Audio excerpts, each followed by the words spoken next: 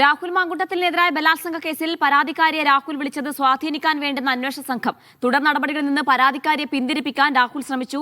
അറിയാതെയാണ് ഫോണിൽ നിന്ന് കോൾ പോയതെന്ന രാഹുലിന്റെ വാദം തെറ്റെന്നും അന്വേഷണ സംഘം കോടതിയിൽ.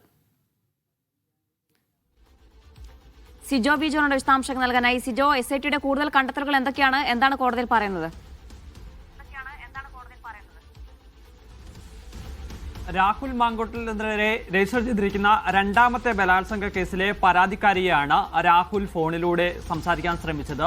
വാട്സപ്പ് കോൾ ചെയ്യുകയായിരുന്നു. പക്ഷേ ഈ പരാതിക്കാരി ഈ കോൾ അറ്റൻഡ് ചെയ്തില്ല. ഇതിനെ തുടർന്നാണ് ഇത്തരത്തിലൊരു കോൾ വന്നു എന്ന് പറഞ്ഞുകൊണ്ട് അന്വേഷണ സംഘത്തെ ഈ അതിജീവിത സമീപിക്കുകയും ചെയ്തത്. തുടർന്നാണ് രാഹുലിന്റെ മുൻകൂർ ജാമ്യം റദ്ദാക്കണമെന്ന് ആവശ്യപ്പെട്ടുകൊണ്ട് തിരുവനന്തപുരം കോടതിയെ അന്വേഷണ സംഘം സമീപിച്ചിരുന്നത്. ഇക്കാര്യത്തിൽ മറുപടി നൽകാൻ വേണ്ടി രാഹുലിനോട് ആവശ്യപ്പെട്ടിരുന്നു. ഇപ്പോൾ അത് റിട്ടേണായി എഴുതി രാഹുൽ നൽകുകയും ചെയ്തിട്ടുണ്ട്. നമുക്ക് ലഭിക്കുന്ന പ്രാഥമിക വിവരമനുസരിച്ച് രാഹുൽ നൽകിയിരിക്കുന്ന വിവരം എന്ന് പറയുന്നത് ഇത് അബദ്ധത്തിൽ കോൾ പോയതാണ് എന്നുള്ളതാണ്. പക്ഷേ അത് തെറ്റായിട്ടുള്ള ഒരു കാര്യമാണ്. അങ്ങനെ ഒരു കാരണവശാലും അബദ്ധത്തിൽ കോൾ പോകത്തില്ല. അങ്ങനെ അബദ്ധത്തിൽ കോൾ പോയതാണെന്നുണ്ടെങ്കിൽ സ്വാഭാവികമായും റീസെന്റ് കോൾ ഹിസ്റ്ററിയിൽ ഒരാളുടെ നമ്പർ ഉണ്ടാവണം. അങ്ങനെയാണെന്നുണ്ടെങ്കിൽ സ്വാഭാവികമായും കൈതട്ടി കോൾ പോകുന്ന ഒരു സാധ്യതയുണ്ട്. പക്ഷേ ഇത് അങ്ങനെയല്ല. ഇത് ബോധപൂർവമാണ് ഇത്തരത്തിൽ രാഹുൽ വിളിച്ചിരിക്കുന്നത്. ഇത് അന്വേഷണത്തെ തടസ്സപ്പെടുത്തുന്നതിനും ഈ പരാതിക്കാരിയെ സ്വാധീനിക്കുന്നതിനും വേണ്ടിയാണ് എന്നുള്ളതാണ് ഇപ്പോൾ അന്വേഷണ സംഘം കോടതിയിൽ വ്യക്തമാക്കി ചെയ്തിരിക്കുന്നത്. എന്തായാലും ഇതിൽ രണ്ടുപേരുടെയും മറുപടി കോടതിയിൽ ഇപ്പോൾ ലഭിച്ചിട്ടുണ്ട്.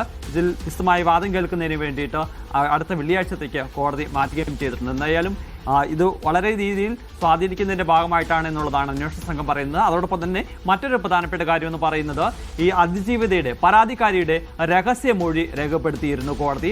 ആ മൊഴി രേഖപ്പെടുത്തിയതിന് തൊട്ടടുത്ത ദിവസമാണ് ഇത്തരത്തിൽ ഒരു കോള് വന്നിരിക്കുന്നത്. അതുകൊണ്ട് ഇത് സ്വാധീനിക്കുകയാണെന്നുള്ള കാര്യത്തിൽ യാതൊരു സംശയമില്ല എന്നുള്ളൊരു കാര്യമാണ് അന്വേഷണ സംഘം കോടതിയിൽ അറിയിച്ചിരിക്കുന്നത്. ഈ വാദങ്ങൾ പരിശോധിച്ചതിന് ശേഷമായിരിക്കും കോടതി ഇക്കാര്യത്തിൽ ഒരു ഉത്തരവ് പുറപ്പെടുവിക്കുക. സ്വാഭാവികമായും ഈ ജാമ്യവ്യവസ്ഥയുടെ ലംഘനമാണെന്ന് കോടതിയിൽ കണ്ടെത്തിയാൽ രാഹുലിന്റെ ജാമ്യം റദ്ദാക്കപ്പെടാനുള്ള സാധ്യതയിലേക്ക് പോകേണ്ടി വരും. രാഹുലിന് കർശനമായ ഉപാധികളോടെയായിരുന്നു ജാമ്യം അനുവദിച്ചിരുന്നത്. ഈ പരാതിക്കാരിയെയോ അതോടൊപ്പം തന്നെ സാക്ഷികളെയൊക്കെ സ്വാധീനിക്കരുത് എന്നുള്ളതാണ് ആ ജാമ്യവ്യവസ്ഥയിൽ ഉണ്ടായിരുന്നത്. പക്ഷേ അത് മറികടന്നുകൊണ്ടാണ് രാഹുൽ അതിജീവിതയെ പരാതിക്കാരിയെ ഫോണിൽ വിളിക്കുന്ന സാഹചര്യം ഉണ്ടായത്. ശരി, സിജോ വിജയനാണ് വിശദാംശങ്ങൾ നൽകിയത്.